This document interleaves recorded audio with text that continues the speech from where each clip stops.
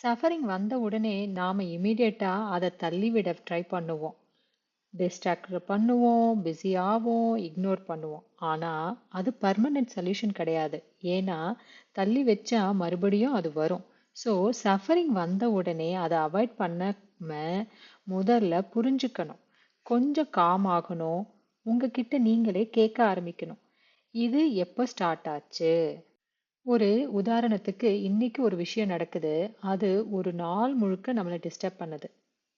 Maybe அது இன்னைக்கு start ஆகாம இருக்கலாம். ஓல்டு ஃபீலிங்க திரும்ப நமக்கு வரதா கூட இருக்கலாம். இதோட ரூட் என்ன? எக்ஸாம்பிள், நம்மள ஒருத்தங்க இக்னோர் பண்ற மாதிரி ஃபீல் ஆகுது. மேபி அதோட ரூட் காசு நானு இம்பார்ட்டன்ஸ் இல்லை அவங்களுக்கு அப்படிங்கிற மாதிரி ஒரு பிலீஃப் சிஸ்டம் நமக்குள்ள கிரியேட் ஆகியிருந்திருக்கலாம்.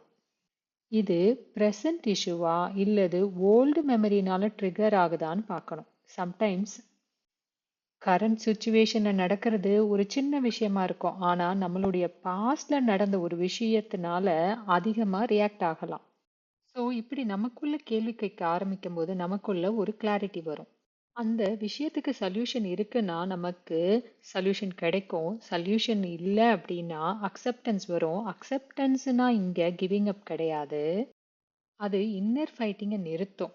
இது இப்படிதான் இருக்கு, இதை இப்போ சேஞ்ச் பண்ண முடியலன்னு காமா அக்செப்டன்ஸ் பண்ணும்போது மைண்ட் கொஞ்சம் அமைதியாகும். மௌனம் மெடிடேஷன்லாம் பண்ணும்போது அவேர்னஸ் இன்க்ரீஸ் ஆகி இந்த விஷயங்கள்ல ஒரு தெளிவு கிடைக்கும். ஸோ ஒரு சுச்சுவேஷன் நடக்கும்போது அதை அண்டர்ஸ்டாண்ட் பண்ணாக்க சஃபரிங்கு குறையும்.